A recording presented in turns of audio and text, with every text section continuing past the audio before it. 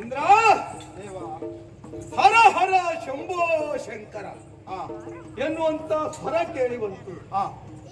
ಆಮೇಲೆ ನೋಡಿದೆ ಮುಕ್ಕೋಟಿ ದೇವತೆಗಳು ನನ್ನನ್ನೇ ಧ್ಯಾನಿಸುತ್ತ ಹರ ಹರ ಶಂಭೋ ಶಂಕರ ಎನ್ನುವುದಾದ ರಜತಗಿರಿಗೆ ಬಂದ್ರಲ್ಲ, ಆಯಾಸ ಪಟ್ಟು ಆಯಾಸದಿಂದ ಇಲ್ಲಿಗೆ ಬಂದವರು ನೀವು.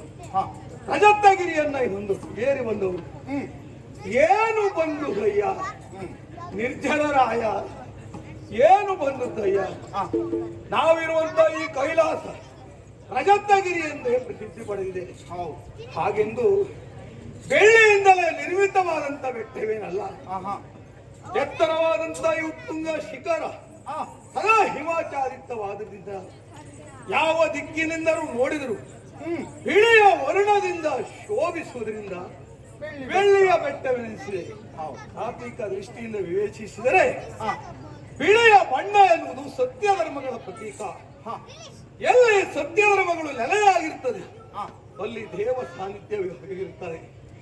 ಈ ಬ್ರಹ್ಮಾಂಡ ಎನ್ನುವುದು ಆದಿಮಾಯೆಯಿಂದ ನಿರ್ಮಾಣವಾಗಿ ಬ್ರಹ್ಮ ವಿಷ್ಣು ಮಹೇಶ್ವರ ಎನ್ನುವಂತಹ ತ್ರಿಮೂರ್ತಿಗಳು, ಸತ್ವ ರಜ ತಮಗಳೆನ್ನುವಂತ ಮೂರು ಗುಣಗಳು, ಸತ್ಯಲೋಕ ವೈಕುಂಠ ಕೈಲಾಸಗಳೆನ್ನುವಂತ ಮೂರು ಸ್ಥಾನಗಳು, ಸೃಷ್ಟಿ ಸ್ಥಿತಿ ಲಯಗಳೆನ್ನುವಂತ ಮೂರು ಕಾರ್ಯಗಳು, ಭೂತ ಭವಿಷ್ಯ ವರ್ತಮಾನಗಳೆನ್ನುವಂತ ಮೂರು ಪ್ರಭೇದಗಳು, ಸ್ವಪ್ನ ಜಾಗೃತ ಸುಷುಪ್ತಗಳೆನ್ನುವಂತ ಮೂರು ಅವಸ್ಥೆಗಳು, ಈ ಮೂರೆಲ್ಲ ಒಂದಾದ 5 ಶಿರಸ್ಸು, ಈ 5 ಭಾವಗಳು, 15 ಕಣ್ಣುಗಳಿಂದ ಒಪ್ಪುವ ಶೂಲ ಧಮರು ಚಂದ್ರಾಸ ಪಿನಾಕಗಳಿಂದ ಶೋಭಿಸುವ ವಿರಾಟ ಸ್ವರೂಪವೇ ಜಗದೀಶನಾಗಿ ಸಮಸ್ತ ಲೋಕಕ್ಕೂ ಮಂಗಳವನ್ನ ಉಂಟು ಮಾಡುವನಾದ್ದರಿಂದ ನಾನು ಶಂಕರ.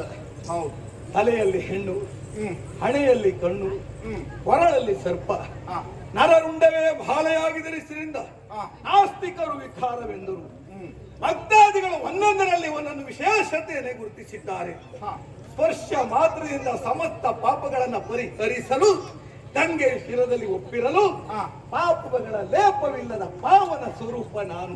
ಆ ಕಾರಣಕ್ಕಾಗಿ ಗಂಗಾಧರ ಅಂತ ನಿಧಾನವಾಗಿ ಸಂಚರಿಸುವ ನಂದಿಯೇ ವಾಹನ, ಹಾಗೆ ದಿಕ್ಕುಗಳೇ ವಸನವಾಗಿರುವುದರಿಂದ ದಿಗಂಬರ. ಇದರ ಅರ್ಥ ಮೇಲ ದೈವವು ಆರೂಢವಾಗಿದೆ ಎಂದು. ಯಾವುದಕ್ಕೆ ನಾಶವಿಲ್ಲವೋ ಅದು ಅಕ್ಷರ. ಅಕ್ಷರ ನಾನು ಧರಿಸುವಂತ ಡಮರುನಾದಿಂದಲೇ ಉದ್ಭವಿಸಿತು. ಧನುರ್ವಿದ್ಯೆ ಅಸ್ತ್ರಾಭಿಮಾನಿಗಳಂತ ದೇವತೆಗಳು ನನ್ನ ಔಷಧದಿಂದಲೇ ಪ್ರಕಟಗೊಂಡವರು ನೀವು. ಆದಿ ದೈವಿಕ, ಆದಿ ಭೌತಿಕ, ಆಧ್ಯಾತ್ಮಿಕ ಎನ್ನುವಂತ ತಾಪತ್ರಯಗಳ ಸಂಕೇತನೆ ನಾನು. ತಾಪತ್ರಯಗಳನ್ನ ಪರಿಹರಿಸುವಗೋಸ್ಕರವಾಗಿ ಈ ರಜತಾದ್ರಿಗೆ ಎಷ್ಟೋ ಮಂದಿ ಬರ್ತಾರೆ. ಬಂದಂತ ಭಕ್ತಾದಿಗಳಲ್ಲಿ ನೀವೇ ಯಾಕೆ ಬಂದ್ರಿ? ಬರುವುದಕ್ಕೆ ಕಾರಣ ಏನೆನ್ನುವುದನ್ನಲ್ಲ, ಅವರನ್ನೆಲ್ಲ ವಿಚಾರಿಸುವುದಕ್ಕೆ ಹೋಗುವುದಿಲ್ಲ. ನಿನ್ನನ್ನ ಮಾತ್ರ ನಾನು ವಿಚಾರಿಸುವುದಕ್ಕೆ ಬಂದೆ ಅಂತಾದ್ರೆ ಆಗಾಗ ನಿನ್ನ ಉಪದ್ರ ಕೊಡೋರಿದ್ದಾರಲ್ಲ, ಅವ್ರು ಯಾರು? ದುರುಳರು.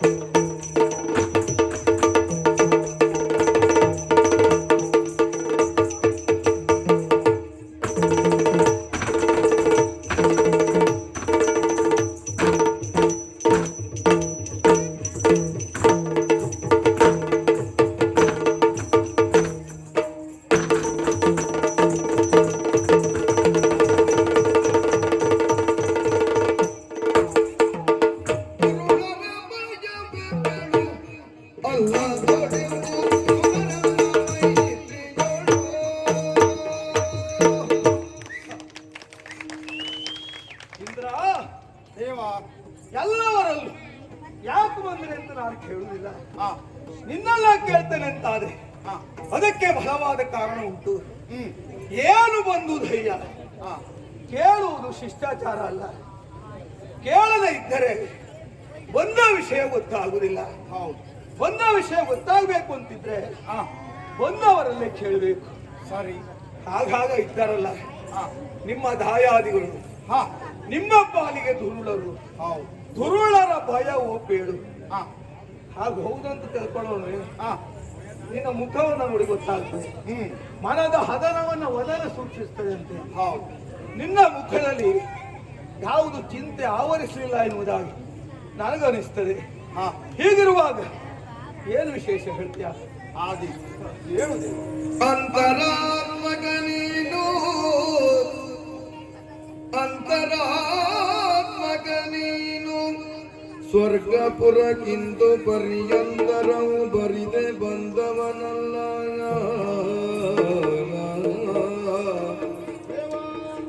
ಸ್ವರ್ಗಪುರಕ್ಕಿಂತ ಪರ್ಯಂತರವು ಬರಿದೆ ಬಂದವನಲ್ಲ. ಪುರ ಕೊಯ್ದು ಶಾಂತರಸ ಭಾವದಿಂದುಪಚರಿಸಿ ಪುರ ಕೊಯ್ದು ಶಾಂತರಸ ಭಾವದಿಂದುಪಚರಿಸಿ ನಿನ್ನ ಕರುಣಾಮೃತವ ಕುಡಿದು ನಲಿಯಬೇಕೆಂಬಾಸೆ ಇಹುದೆನ್ನ ಮನದಿ.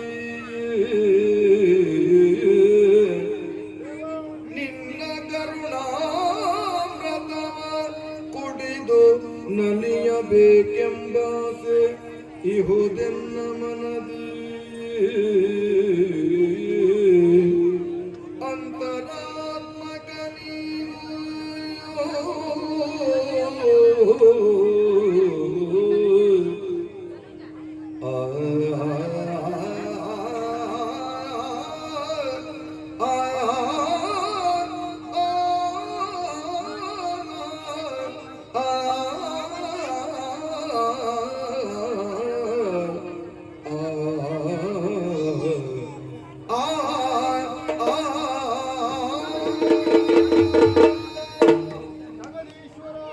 ಇಂದ್ರ, ಹೀಗೆ ಬರುವುದಕ್ಕೆ ಕಾರಣ ಏನು ಎನ್ನುವುದಾಗಿ ಕೇಳ್ತಾ ಇದ್ದೀವಿ. ಹಾ ಮುಖವನ್ನು ನೋಡಿದರೆ ಮಂದಹಾಸ, ಹಾ ಹಾಗಾಗಿ ದುರುಳರ ಬಾಧೆ ಎನ್ನುವುದಿಲ್ಲ ಎನ್ನುವುದನ್ನ ನೀವು ಊಹಿಸಿದ್ದು ಸತ್ಯ. ಹೌದು, ದುರುಳರ ಬಾಧೆ ನಮಗಿಲ್ಲ. ಹಾ ನಿಮ್ಮ ಕರುಣೆ ಎನ್ನುವುದು ನಮ್ಮ ಮೇಲೆ ಇರುವ ತನಕ ಅವರ ಬಾಧೆ ಇದ್ದರೂ ಕೂಡ ಕ್ಷಣಾರ್ಧದಲ್ಲಿ ನೀವು ಅದನ್ನು ನಿವಾರಿಸಿಕೊಡ್ತೀರಿ ಎನ್ನುವಂತ ಭರವಸೆ ನಮಗುಂಟು. ಸರಿ.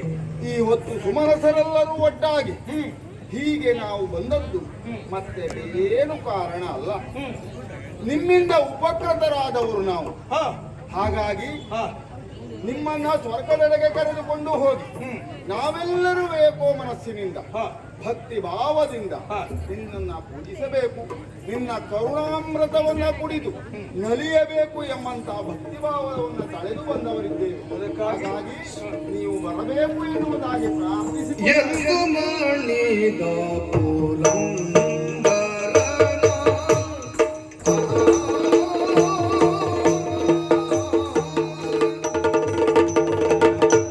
ಎಂದು ಮಾಡಿದ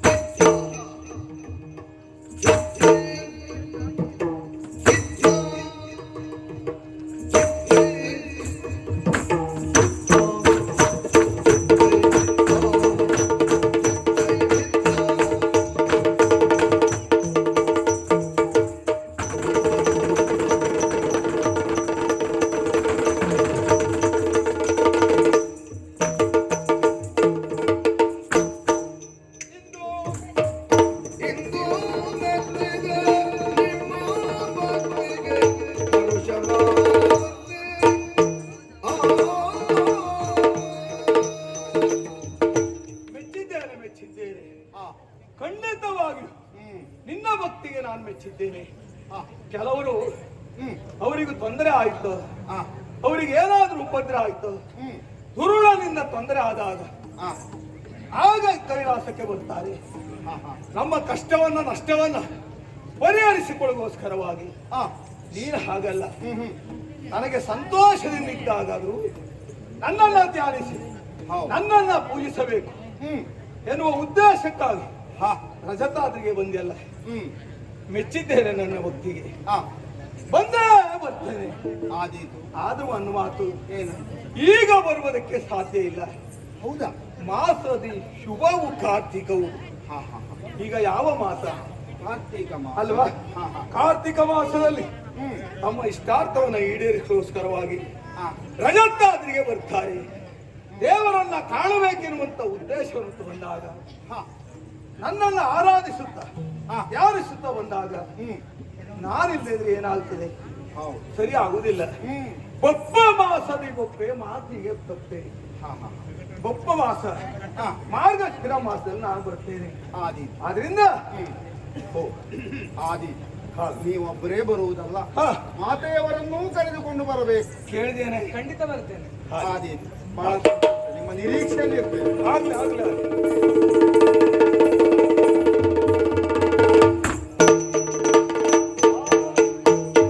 ವೃತ್ರವೈರಿಯ ಕಣ್ಣುಗೆ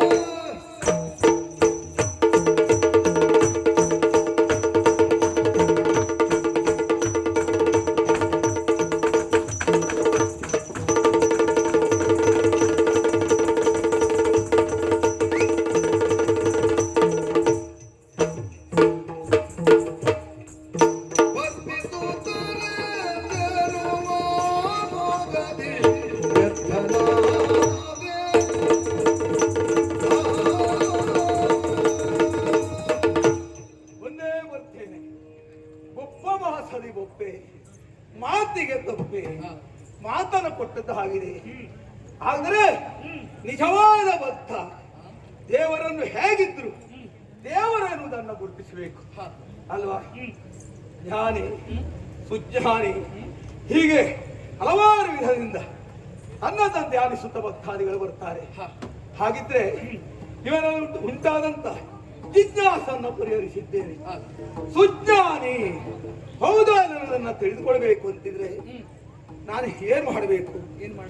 ಈಶ್ವರಾದಂತ ನಾನು ಹೀಗೆ ಹೋದೆ ಅಂತಾದ್ರೆ ವಿರೋಧಿಗಳಾದ್ರು, ಈಶ್ವರನ್ನ ನಿಂದಿಸುವವರಾದ್ರು, ತಿರಸ್ಕರಿಸುವವರಾದ್ರು, ನಿಂದೆ ಮಾಡುವವರಾದ್ರು ನನ್ನನ್ನ ಧ್ಯಾನಿಸ್ತಾರೆ. ನನ್ನನ್ನ ಕಂಡಾಗ ಕಾಲಿಗೆ ಬೀಳ್ತಾರೆ. ಅವ ಸುಜ್ಞಾನಿ ಹೌದು ಎಂಬುದಾಗಿ ತಿಳ್ಕೊಳ್ಬೇಕು ಅಂತಿದ್ರೆ ರೂಪವನ್ನ ಬದಲಿಸಬೇಕು. ಯಾವ ರೂಪ ಆದಿತ್ತು? ಇದೆ ಹಾಗೆ ಬೇಡವಾದ ಶಬ್ದ ಬರುವುದು ಯಾವ್ದ್ರಲ್ಲಿ? ಕಿರಾತರಲ್ಲಿ. ಬೇಡವಾದದ್ದನ್ನು ಆದ್ರೆ ಏನ್ ಹೇಳ್ತಾರೆ? ಏ ಕಿರಾತ, ಏ ಕಿರಾತ ಅಂತ ಹೇಳ್ತಾರೆ. ಹಾಗೆ ಕೊಚ್ಚಿ, ಕಡಿ, ಬಡಿ ಎನ್ನುವಂತ ಶಬ್ದ ಬರುವುದು ಯಾರಲ್ಲಿ? ಕಿರಾತನ ಬಾಯಲ್ಲಿ. ಈಗ ನಾನು ಕಿರಾತನ ಆಗ್ತೇನೆ, ನೀನು ಕಿರಾತನೇ ಆಗ್ಬೇಕು. ನೋಡು, ನಾವು ಹೊರಟು ನಿಂತದ್ದೇ ತಡ, ಹೋಗ್ತೇನೆ ಅಂತ ತಕ್ಷಣ ಇವರೆಲ್ಲ ಆಲೋಚನೆ ಮಾಡ್ತಾ ಇದ್ದಾರೆ, ನಾವು ಹೋಗ್ಲೋ ಬಿಡ್ಲೋ, ಇನ್ನು ಈಶ ಇಲ್ಲಿಂದ ಹೋದ್ರೆ ನಾವ್ ಯಾಕೆ ಇಲ್ಲಿ ಇರುವುದು ಎನ್ನುವುದಾಗಿ ಆಲೋಚನೆ ಮಾಡಿ ಇವರು ಹೋಗ್ತಾರ. ಹೋಗದ್ರೆ ಎಲ್ಲಿಗೂ ಹೋಗ್ತಾರೆ, ನಮ್ಮ ಜೊತೆಲೇ ಬರ್ಬೇಕು. ನಾವು ಎಷ್ಟೊತ್ತು ನಮ್ಮ ಅವ್ರು ಇರ್ತಾರೋ ನಾವು ಇರ್ತೇವೆ ಅಷ್ಟೊತ್ತು ಅವ್ರು ನಮ್ಮ ಜೊತೆಲಿ ಇರ್ಬೇಕು ಅಲ್ವಾ? ಹಾಗೆ ಮಾಡ್ಬೇಕು ಅಂತಿದ್ರೆ ಇವರೆಲ್ಲ ಕಿರಾತರ ಪಡೆಗೆ ಇಷ್ಟು ಜನ ಆದಿತ್ತು. ಇವರನ್ನ ಕೂಡಿಕೊಂಡು ಹೋಗೋಣ.